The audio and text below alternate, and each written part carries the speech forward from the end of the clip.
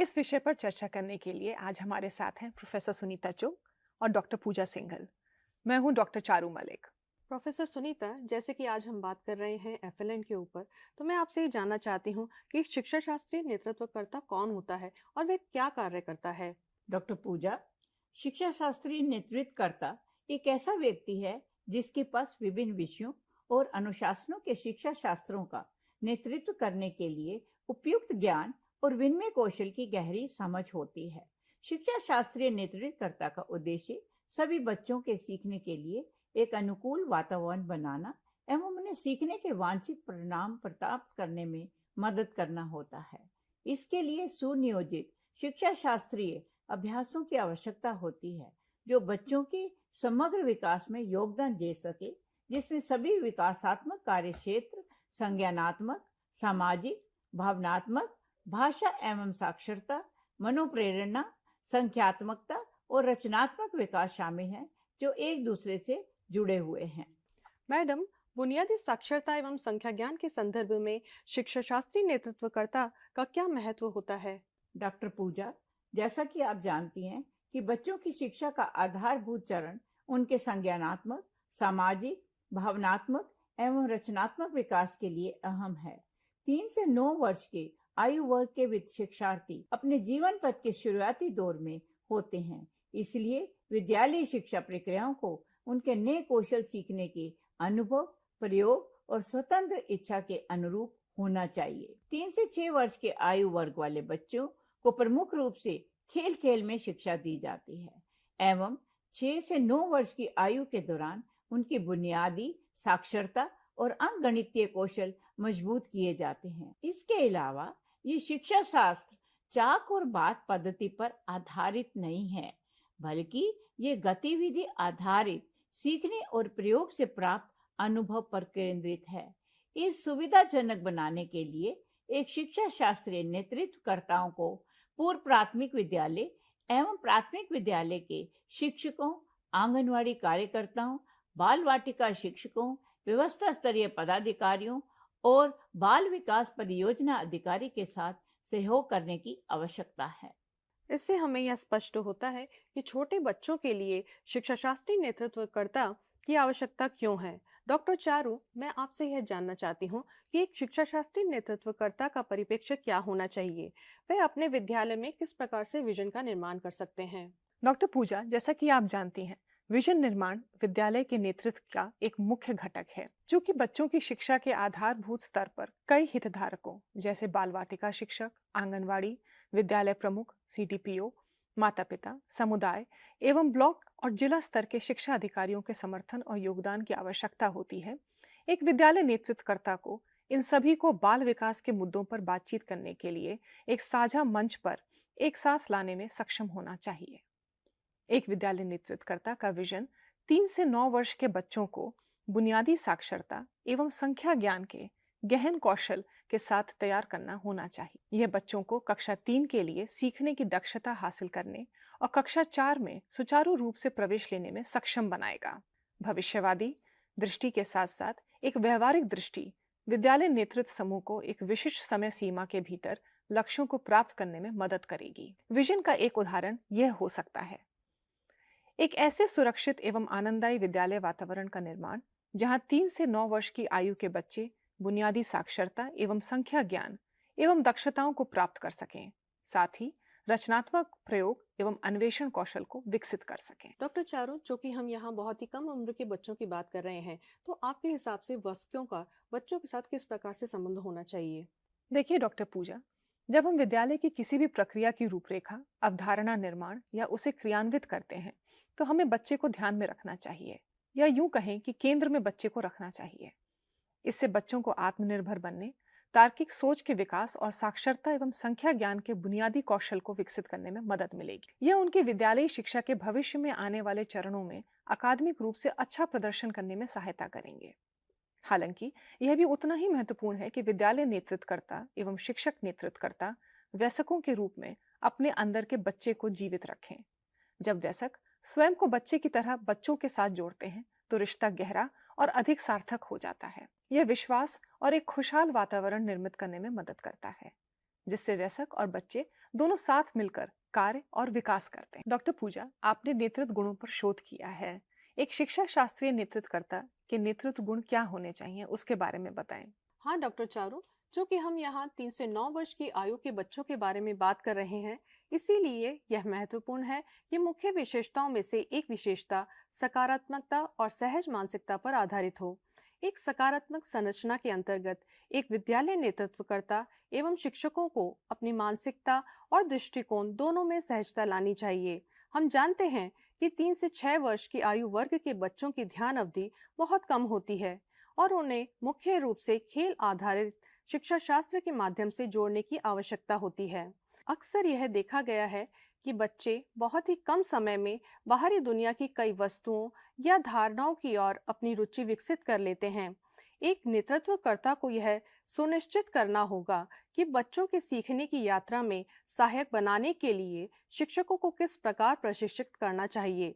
वयस्कों से प्राप्त सहायता, सुविधा एवं सहयोग के साथ साथ इस आयु वर्ग के बच्चों को स्वयं भी अपने सीखने की प्रक्रिया का नेतृत्व कर पाने में सक्षम होना चाहिए। कड़ा रवैया बच्चों के स्वभाव के विरुद्ध होता है, जिससे बच्चों के भीतर शिक्षा के प्रति अरुचि एवं विद्यालय छोड़ने की प्रवृत्ति पैदा हो सकती है। आधारभूत स्तर पर विद्यालय प्रमुखों से संबंधित अन्य विशेषताएं इस प्रकार से हो सकती हैं। पहल करना, मंच पर लोगों को एक साथ लाना, विश्वास निर्माण, भावनात्मक रूप से सहज होना एवं अन्य लोगों की भावनाओं को समझना। कुशल पर्यवेक्षण, बच्चों के विकास से संबंधित आवश्यकताओं को समझना। स्पष्टता, शिक्षा शास्त्रीय नेतृत्व की समझ। जी डॉक्टर पूजा, बिल्कुल ठीक कहा आपने। आइए हम शिक्षा शास्त्रीय नेतृत्व की ओर गहराई में जाएं। डॉक्टर पूजा, 3 से 9 वर्ष के आयु वर्ग वाले बच्चों के सीखने सिखाने की प्रक्रियाओं के लिए कौन से शिक्षा शास्त्रीय दृष्टिकोण नियोजित किए जा सकते हैं? डॉक्टर चारू, विभिन्न शिक्षा शास्त्र हैं जिन्हें 3 से 9 वर्ष की आयु वर्ग वाले बच्चों के लिए नियोजित किया जा सकता है, जैसे विषय आधारित, नाटक आधारित, गतिविधि आधारित, परियोजना आधारित, खिलौना आधारित, कला आधारित एवं कहानी कहना इत्यादि। ये दृष्टिकोण छोटे बच्चों में रचनात्मकता और दक्षता विकसित करने में बहुत ही सहायक होते हैं। अगर हम कहानी कहने की बात करें तो इसमें भावनात्मक बुद्धि विकसित करने की क्षमता होती है और यह बच्चों को मानवीय व्यवहार और रिश्तों को समझने में भी सक्षम बनाता है। इसके अलावा मनुष्यों, जानवरों, पौधों की बातचीत के इर्द गिर्द केंद्रित लघु कथाएं अवधारणाओं को वास्तविक दुनिया के अनुभवों से जोड़ती है। बच्चे कई नई शब्दावली और भाषा संरचना सीखने में सक्षम होते हैं। इसके बाद खेल आधारित दृष्टिकोण है, जो कि बच्चों के स्वभाव में प्राकृतिक रूप से होता है और उनका झुकाव भी खेल गतिविधियों के प्रति होता है। यह बच्चों को खेल खेल में समस्याओं का पता लगाने, खोजने और उन्हें हल करने में मदद करता है।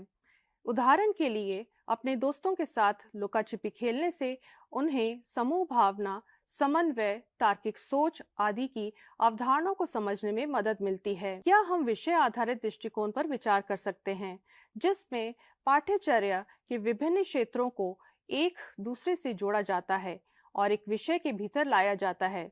विषय के माध्यम से बच्चे अपनी विशिष्ट क्षमता को पहचानते हैं और सीखने के विभिन्न तरीकों को खोज लेते हैं।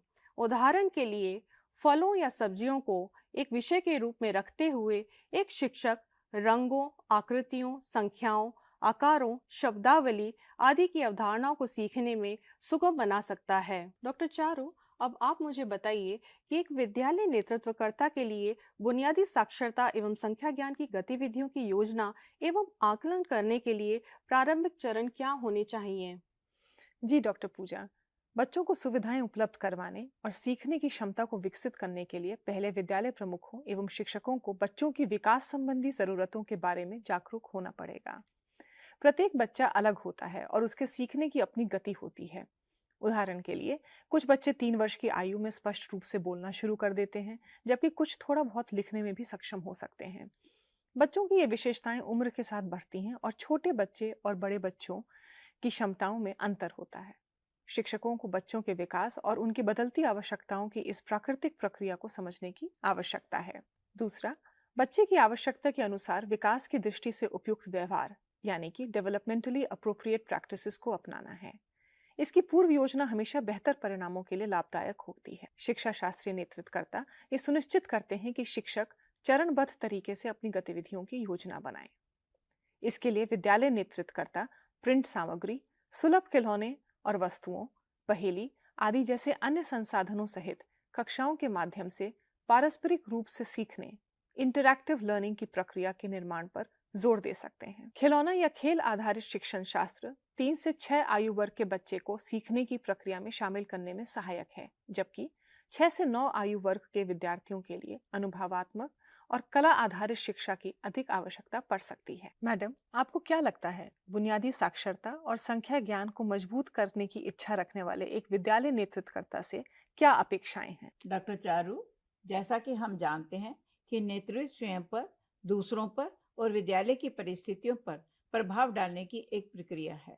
प्राथमिक या प्रारंभिक विद्यालय के नेतृत्वकर्ता के रूप में एक विद्यालय प्रमुख से ये अपेक्षा की जाती है कि वह इतनी कम उम्र के बच्चों को सहजता से समझे, 3 से 9 वर्ष की आयु के बच्चों की विकासात्मक जरूरतों को जाने और विद्यालय में प्रदान किए जाने वाली सुविधाओं, बुनियादी ढांचे, संसाधनों और प्रिंट समृद्ध वातावरण से अवगत हो। सबसे महत्वपूर्ण अपेक्षा ये है कि प्राथमिक विद्यालय के शिक्षकों और बाल वाटिका या पूर्व प्राथमिक विद्यालय के शिक्षकों को बुनियादी साक्षरता एवं संख्या ज्ञान को मजबूत करने में सुगमकर्ताओं के रूप में कार्य करने के लिए प्रेरित करें।